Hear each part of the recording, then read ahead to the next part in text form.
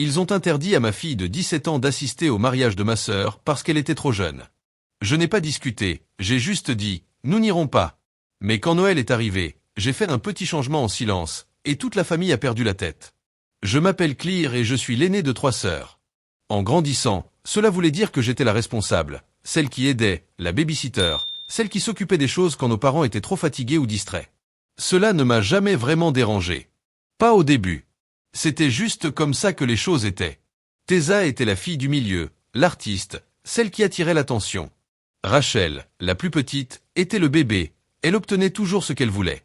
Moi, j'étais celle qui nettoyait après tout le monde. Quand j'ai grandi et que je suis devenue mère, les choses ont un peu changé, mais pas vraiment. J'ai adopté ma fille Maya quand elle avait 3 ans. Elle avait de grands yeux sérieux et une manière calme d'observer le monde, comme si elle ne lui faisait pas encore confiance. Je me souviens de la première fois qu'elle m'a appelé maman. J'ai pleuré dans la voiture après l'avoir laissée à la maternelle. Depuis le début, je lui ai fait une promesse. Elle ne se sentirait plus jamais indésirable dans une famille. Mais je n'ai pas pu tenir cette promesse, peu importe combien j'ai essayé. Tessa s'est fiancée au printemps dernier. Grandes annonces, grosses bagues, belle légende sur Instagram. Je l'ai félicitée bien sûr. Maya lui a même fait une carte. Elle a découpé des petites cloches de mariage et les a collées avec trop de paillettes. Tessa a dit que c'était mignon, puis l'a laissé sur la banquette arrière de sa voiture. Je l'ai trouvée là 2 semaines plus tard, toute froissée sous un gobelet de Starbucks. Même comme ça, Maya était excitée pour le mariage. Elle a commencé à regarder des robes en ligne et à demander si elle devait attacher ses cheveux ou les laisser détachés. Je voyais qu'elle était nerveuse, mais pleine d'espoir. Elle voulait être incluse. Puis l'invitation est arrivée par la poste. C'était l'un de ces cartons élégants, papier épais avec bordure dorée, du genre qui coûte probablement plus cher que ma facture d'eau du mois. Je l'ai ouverte sur le plan de travail de la cuisine, pendant que Maya faisait ses devoirs à la table. Comme d'habitude, lieu, code vestimentaire, lien RSVP. Et puis je l'ai vu. Réservé aux adultes, 18 ans minimum, strictement obligatoire, sans exception. Je l'ai lu 2 fois, pensant peut-être avoir mal compris, mais non. Maya a vu mon visage avant que je dise quoi que ce soit. Elle a levé les yeux de son cahier et a demandé « Elle ne veut pas que je sois là ». J'ai dit « C'est un mariage pour les plus de 18 ans ». Elle est restée silencieuse une seconde, puis a dit « C'est parce que je suis adoptée ». Cette phrase a brisé quelque chose en moi. Elle l'a dit avec tant de calme, comme si c'était un fait qu'elle avait appris à accepter. Je lui ai dit « Non, bien sûr que non ». Mais je savais ce qu'elle voulait dire. Ce n'était pas la première fois que quelque chose comme ça arrivait. Pas exactement ça, mais d'autres moments. Des remarques plus petites, discrètes. Ma mère a une fois présenté Maya comme l'enfant de Claire, jamais comme notre petite fille. Tessa l'appelait ta fille, comme si elle parlait de la fille d'un voisin. Il y avait des moments pendant les fêtes où Maya proposait d'aider en cuisine et personne ne répondait. J'ai essayé de croire que c'était involontaire, qu'il ne voulait pas être méchant. Mais cette fois c'était clair. Je ne me suis pas battu, je n'ai pas crié. Je me suis juste connecté sur Internet et j'ai cliqué sur ne pas assister, sans explication. Je n'ai pas pensé que ce serait la fin. Le lendemain, Tessa m'a envoyé un message. Et, je viens de voir ta réponse au RSVP. Tout va bien. Puis un autre. Si c'est à cause de l'âge, j'espère que tu comprends. On est super cohérent avec tout le monde. Rien de personnel, ok. Rien de personnel. Sauf que Maya et sa nièce, qu'elle a 17 ans, pas 7. Je n'ai pas répondu. Puis Rachel m'a écrit. Tessa dit que tu ne viens pas, que se passe-t-il? Ensuite ma mère a appelé. Elle ne m'appelle jamais juste pour parler, alors j'ai répondu, déjà sur la défensive. Clear a dit. J'ai entendu dire que tu ne vas pas au mariage. C'est vraiment à cause de la limite d'âge. J'ai dit. Maya n'est pas invitée. Je ne vais pas y aller sans elle. Elle a presque 18 ans. Ma mère a dit. Ce n'est pas comme si c'était une petite fille. Elle fait partie de la famille. Il y a eu un silence. Ne punis pas ta sœur pour ça. Ce n'est qu'une soirée. Je n'ai pas discuté. J'ai juste dit, nous n'irons pas. Et j'ai raccroché. Ça aurait dû être tout. Mais ensuite les messages du groupe familial ont commencé. La culpabilité.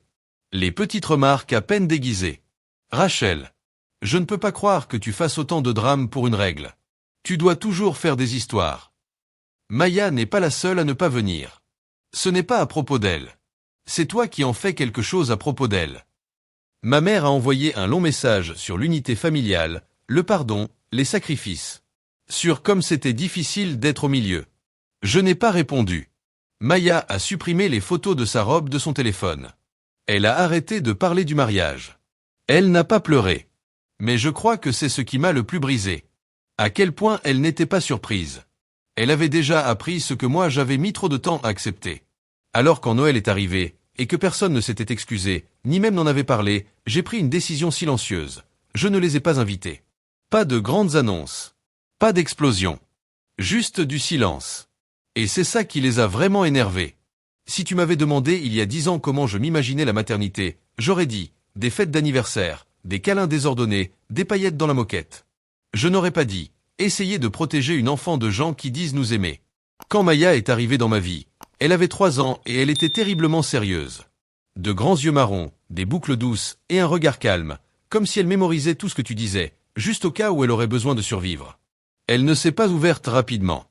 Elle ne riait pas quand on le lui demandait. Elle ne courait pas dans mes bras comme dans les films. Mais quand elle a fini par me prendre la main dans le supermarché sans que je le lui demande, j'ai pleuré sur le parking pendant 10 minutes. C'est Yen, mon mari, qui a dit. C'est à ce moment-là qu'elle t'a choisi. Et moi, je l'ai choisi tous les jours depuis. Mais ma famille, ils n'ont jamais su quoi faire d'elle. Au début, je pensais que c'était juste le temps de s'habituer. Peut-être qu'elle n'avait pas mes yeux, pas encore mon nom. Peut-être qu'elle ne s'incrustait pas dans les conversations comme les autres enfants. Mais c'était plus que ça. C'était la manière dont ma mère l'appelait la petite au lieu de Maya. La façon dont Tessa a un jour demandé « Tu vas lui dire qu'elle est adoptée quand elle sera plus grande ?» Alors que Maya était juste là. Les enfants de Rachel recevaient des paniers de Pâques personnalisés de mes parents. Maya recevait un panier générique avec une étiquette « Joyeux printemps ». Ce n'était pas flagrant. C'était plus discret. Plus facile à excuser, si on voulait. Mais Maya le voyait. Elle le voyait toujours. J'ai essayé d'être patiente. Vraiment. J'ai expliqué, j'ai recadré. J'ai donné le bénéfice du doute. Quand Maya avait 6 ans, elle a dit à mon père qu'elle voulait être artiste. Il a souri et dit « Tu devrais trouver quelque chose de plus pratique ». À 8 ans, elle a dessiné un portrait de notre famille, moi, Yen et elle, et l'a offert à ma mère. Ma mère a souri et dit « Merci ». Puis elle l'a posé et n'en a plus jamais parlé. Plus tard, Maya a demandé pourquoi il n'était pas affiché sur le frigo comme ceux des autres cousins. Je n'ai pas su quoi répondre. La première fois que j'ai perdu patience, c'était à la fête de fiançailles de Rachel. Maya avait 12 ans. Rachel nous avait plus ou moins invités, ajoutés à un message groupé avec l'heure, la date et le lieu. Aucun message personnel. Mais on y est allé quand même. Parce que je pensais, c'est comme ça qu'on change les choses. En continuant d'être présent. Maya portait une robe bleu clair et de petites chaussures argentées qu'elle avait choisies elle-même. Elle était nerveuse. Elle demandait si elle était jolie, si elle pouvait rester près de moi. Rachel nous a salués d'un sourire tendu et d'un salut, puis s'est tournée vers la personne suivante. Rien à Maya. Pas de compliments. Pas de tu as grandi. Juste de l'air. On est resté 20 minutes, peut-être 25. Maya est restée collée à moi tout le temps. Sur le chemin du retour, elle a dit. Je crois qu'elle ne m'aime pas.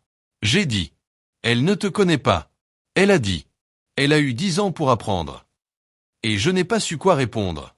Le fait est que je crois qu'ils n'ont jamais accepté que Maya n'était pas temporaire. Comme si une partie d'eux pensait qu'un jour j'aurais un vrai enfant et que cela deviendrait juste un chapitre mignon de ma vie, quand Claire a accueilli cette petite fille. Ils ne l'ont jamais dit à voix haute. Ils n'ont pas eu besoin de le faire. Pour ses 16 ans, on a loué une salle au centre communautaire.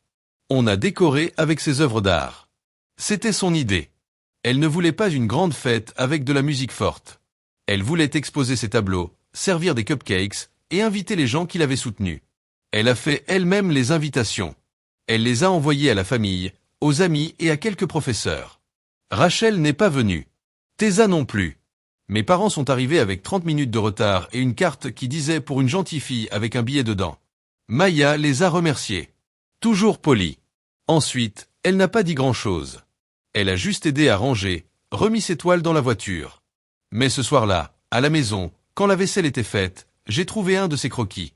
Un dessin de nous trois, elle, moi, et Yen à la fête. Mais nos visages étaient vides. Je crois que c'est là que j'ai arrêté d'attendre qu'il change. Pas à cause de la carte. Ni du retard. ni même du manque d'effort. Mais parce que Maya, ça ne lui faisait même plus mal. Pas de la même manière. Elle n'était même plus surprise. Et ça m'a fait plus peur que tout.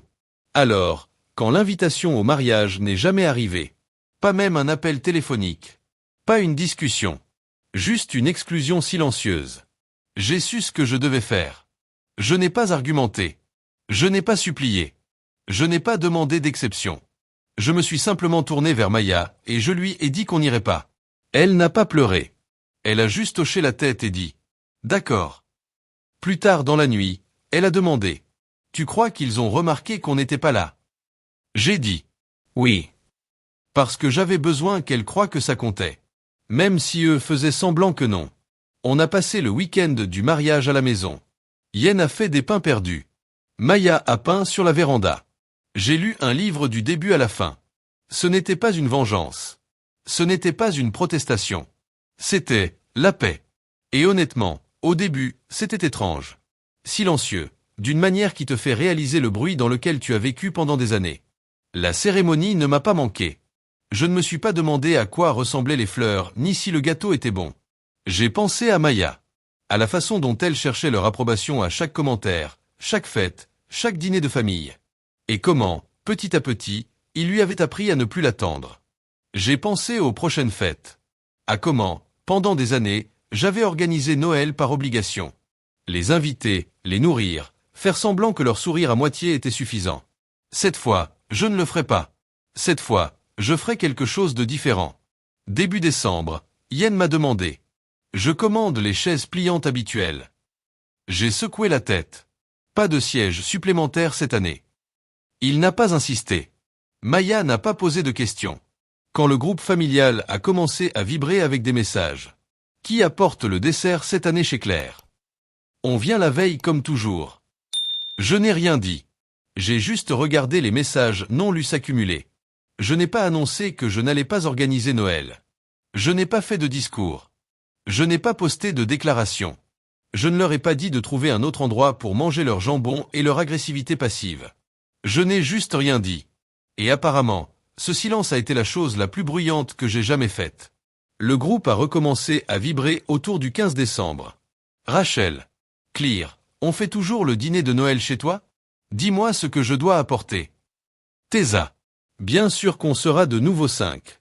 Dis-moi si Maya veut quelque chose en particulier cette année, si elle est là cette fois. Celle-là, elle a failli m'avoir. Si elle est là cette fois. Comme si Maya était le problème. Comme si son absence au mariage était un échec personnel, pas le résultat de son exclusion.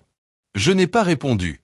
Pour la première fois depuis des années, je n'ai pas nettoyé la maison de fond en comble. Je n'ai pas commandé de rôti. Je n'ai pas sorti les chaises pliantes supplémentaires. Je n'ai pas sorti la grande rallonge de table du garage. Et quand personne n'a eu de réponse, ils ont commencé à appeler. D'abord ma mère. J'ai laissé sonner. Puis Rachel. Puis Tessa. Puis mon père a laissé un message vocal. Claire, on veut juste savoir ce qui se passe. Ta mère est bouleversée. Il n'est pas trop tard pour faire ce qu'il faut. Ce qu'il faut. Comme si accueillir des gens qui ont exclu ma fille, c'était ça faire ce qu'il faut. Comme si les nourrir réparait ce qu'ils refusent de reconnaître. On n'a accueilli personne cette année-là. À la place, Yen et moi avons fait un feu de bois en pyjama. Pendant que Maya faisait des biscuits en forme d'étoile à moitié cassés. On est resté à la maison. On a regardé des films. On a ouvert nos cadeaux en avance. On a ri plus que depuis des mois. C'était normal. D'une façon que nos fêtes ne l'avaient jamais été. Personne ne marchait sur des œufs. Personne n'avait à traduire les remarques blessantes. Personne ne se taisait quand Maya entrait dans la pièce. C'était juste nous. Et c'est là que les messages ont changé. Le 26 décembre, Tessa dans le groupe. Je trouve ça triste. On a tous essayé d'accueillir Maya, mais Claire rend les choses impossibles. Rachel. Si tu coupes avec ta famille chaque fois qu'il y a un désaccord, tu finiras seul. Papa. La façon dont tu gères ça est cruelle. Je suis désolé, mais c'est vrai. Ma mère m'a envoyé une photo de leur sapin de Noël avec le message. Ce n'était pas pareil sans toi. Maya aurait adoré ces cadeaux. Je n'ai pas répondu. Parce que ce n'était pas des cadeaux pour Maya. C'était des invitations emballées dans la culpabilité pour qu'on revienne et qu'on fasse semblant que tout allait bien. Et je l'avais déjà trop fait. Quelques jours plus tard, on a reçu une carte par courrier. Pas de nom d'expéditeur, mais j'ai reconnu l'écriture. Ma mère avait écrit. J'aimerais que tu penses à l'exemple que tu donnes. Maya verra à quel point tu exclus facilement les gens. Cette phrase m'est restée en tête. Parce que j'ai compris que c'était exactement ce que je voulais qu'elle voie. Pas que l'amour est jetable. Mais que l'amour, le vrai, ne te demande pas de te rabaisser. Ne te demande pas de te taire pendant que ceux qui disent t'aimer ignorent ta douleur. Maya n'a pas demandé pour les messages. Mais je sais qu'elle a senti l'attention. Elle n'est pas du genre à poser des questions directes. Elle observe. Elle absorbe. Comme si elle essayait encore de repérer quelles parties du monde sont sûres. Un soir, elle était blottie sur le canapé avec une couverture sur les genoux. Elle dessinait quelque chose. Elle s'est arrêtée, puis elle a dit « Si je n'étais pas adoptée, tu crois qu'il m'aimerait plus ?» Cette question m'a frappé plus fort que tous les messages. Je me suis assise à côté d'elle. « Chérie, j'ai dit. Peut-être qu'il ferait semblant un peu mieux. Mais la façon dont il traite les gens différents d'eux, ça n'a jamais eu à voir avec toi. » Elle m'a regardé avec les mêmes yeux sérieux que le jour où je l'ai rencontré. Et elle a dit « Je crois que je ne veux plus qu'il m'aime. » Et ce fut le moment où j'ai cessé d'attendre des excuses. Quelques jours plus tard, mon père a rappelé. J'ai laissé sonner. Puis il m'a envoyé un message. « Ta mère ne dort plus. Elle a l'impression de t'avoir perdu. On sait qu'on a merdé, mais ça ne justifie pas que tu exclues tout le monde. Ce n'est pas toi. » Je suis resté longtemps à fixer cette phrase. Ce n'est pas toi. Avant, je me posais la question. Je me demandais si j'étais trop froide, trop sensible, trop dure. Mais maintenant, je crois que c'est exactement moi. Quelqu'un qui sait enfin ce qu'elle tolérera, et ce qu'elle ne tolérera pas. Quelqu'un qui sait que préserver la paix au détriment de la dignité de sa fille, ce n'est pas noble. C'est de la lâcheté déguisée en tradition. La goutte de trop est venue de Tessa. Elle a envoyé une note vocale. Une de ces longues notes où les gens essaient de paraître calmes. Mais où chaque phrase cache un couteau. Je trouve ça triste, Claire. T'as toujours fait tout un drame pour montrer combien tu aimes Maya. Mais maintenant, on dirait que tu l'utilises comme un bouclier. Comme si, chaque fois que quelqu'un ne la traite pas comme une reine, tu le rejettes. Ce n'est pas sain. Ce n'est pas être parent. C'est de l'obsession. Je n'ai pas écouté la fin. J'ai supprimé le message. Et j'ai bloqué son numéro. Parce que si aimer Maya de façon féroce, entière, est vu comme une obsession dans leur monde. Alors oui, je suis obsédé. Obsédé sauvagement, sans excuse. Pour protéger la personne qui avait le plus besoin de moi. Et rien de ce qu'ils diront ne me fera regretter cela. Le nouvel an est arrivé, et passé calmement. Maya s'est endormie avant minuit. Avec un cookie à moitié mangé sur le canapé. Yen et moi avons trinqué au thé au lieu du champagne. Et regardé les feux d'artifice en silence. Il m'a regardé et m'a dit « Il te manque ». J'y ai réfléchi. Et j'ai dit « Il ne me manque pas. C'est l'idée que je me faisais d'eux qui me manque. Mais cette version-là, elle n'a jamais vraiment existé. » Il a hoché la tête. Il n'a rien ajouté. Il m'a juste pris la main. Je ne sais pas ce qui se passera ensuite. Je suis sûr qu'ils continueront d'essayer. Ces gens-là ne partent pas en silence. Il y aura d'autres messages. D'autres publications. Peut-être que l'un d'eux viendra à la remise de diplôme de Maya l'année prochaine. En faisant comme si de rien n'était. Mais moi, j'ai pris ma décision. Il n'y aura pas de grande confrontation. Juste une distance silencieuse. Et parfois, c'est le choix le plus puissant de tous. C'était un jeudi froid, nuageux, calme. Je venais d'arriver du travail. Encore en manteau. Quand la sonnette a retenti.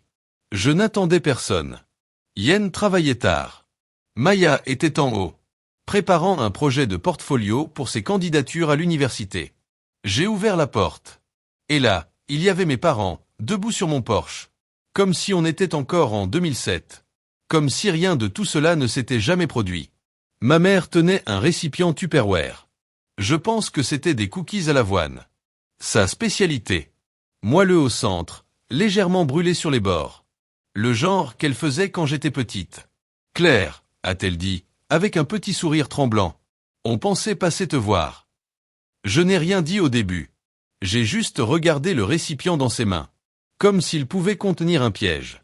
Mon père s'est avancé. « On peut entrer, juste une minute. » Je n'ai rien dit. Il y a eu un silence.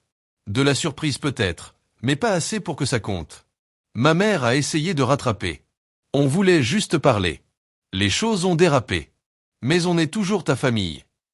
Elle a tendu les cookies comme un traité de paix. Je ne les ai pas pris. C'est là que son sourire a commencé à trembler. Tu n'as pas à être comme ça, dit-elle, la voix tendue. On sait que c'est dur d'élever un ado. Et on comprend que tu t'éloignes des autres. Mon père a ajouté. On a essayé d'être patient. On t'a laissé de l'espace. Mais là, tu vas perdre ta vraie famille pour une fille qui partira dans quelques mois. Mon estomac s'est noué. Elle a 17 ans, dit ma mère doucement. Bientôt, elle partira à l'université. Et ensuite quoi? Tu seras seul. Tu vas regretter ça. Je pouvais entendre les mots derrière les mots. Ce n'était pas une tentative de réconciliation. C'était une tentative de contrôle. Et puis ma mère l'a dit. Ce qu'au fond, elle avait toujours pensé. Je suis désolé, Claire. Mais elle n'est pas de notre sang. Elle n'est pas vraiment des nôtres. Elle l'a dit doucement. Comme si elle me rendait service. Comme si elle espérait que je dise. Tu as raison. Mais j'ai perdu patience. J'ai pris une grande inspiration. J'ai reculé. Et j'ai dit. Vous devez partir. Maintenant. Mon père a semblé surpris. Claire. Non, ai-je dit plus fort. Vous n'avez pas le droit de venir ici avec vos cookies et votre pitié. Et agir comme si c'était de la gentillesse. Vous n'avez pas le droit d'insulter ma fille en face de moi. Et vous demandez pourquoi je ne vous invite pas à entrer. Tu vas le regretter, dit ma mère, la voix brisée maintenant. Quand elle te quittera. Quand elle t'oubliera. Tu verras. Notre porte restera ouverte. Tu reviendras. Tu comprendras qu'on avait raison. Je n'ai rien dit. Je n'en avais pas besoin. J'ai fermé la porte. Je l'ai verrouillée. Et je me suis adossé contre elle. Jusqu'à ce que je n'entende plus leurs pas. Je l'ai raconté à Maya le lendemain. Je n'allais pas le faire. Je ne voulais pas qu'elle porte leur venin. Mais je ne lui ai jamais menti. Pas sur les choses importantes. Elle s'est assise très droite pendant que je lui racontais ce qu'ils avaient dit. À propos de son départ. Du fait qu'elle n'était pas de leur sang. Que je reviendrais ramper un jour. Elle n'a pas pleuré. Mais j'ai vu ses mains serrées sur ses genoux. Ses épaules tendues. Est-ce qu'ils pensent vraiment que je vais te laisser? Dit-elle. Non, ai-je répondu. Ils espèrent que tu le feras. Comme ça, tu auras besoin d'eux. Elle a hoché la tête lentement. Ils n'ont pas le droit d'attendre quoi que ce soit de moi, a-t-elle dit. Je pensais que ce serait la fin. J'aurais dû savoir que non. Parce qu'une semaine plus tard, ma cousine Sarah m'a transféré un email que Rachel avait envoyé à toute la famille élargie. Il était long, confus, passif-agressif. Du genre que seule Rachel sait faire. Mais le message était clair. Elle leur disait que j'avais abandonné la famille.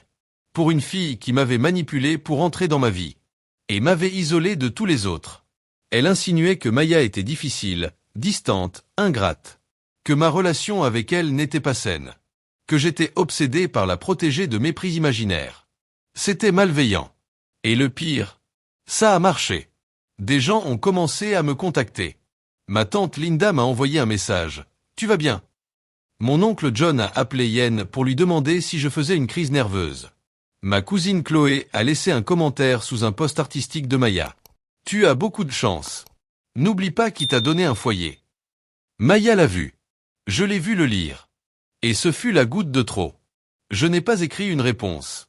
J'ai écrit un dossier. Capture d'écran. Message. Photo. Chaque invitation ignorée. Chaque exclusion. Chaque preuve. J'ai écrit une lettre. Pas émotionnelle. Pas en colère. Juste les faits. Je l'ai envoyé à toute la famille élargie. Une seule fois. Objet. Pour ceux qui veulent la vraie histoire. Je n'ai pas demandé qu'on prenne mon parti. Je n'ai pas exigé des excuses. Je leur ai juste donné la vérité. Certains ont répondu. D'autres non. Certains ont arrêté de suivre Rachel en silence. D'autres n'ont pas cru un mot de ce que j'ai dit. Peu importait. Parce que je ne le faisais pas pour eux. Je le faisais pour Maya.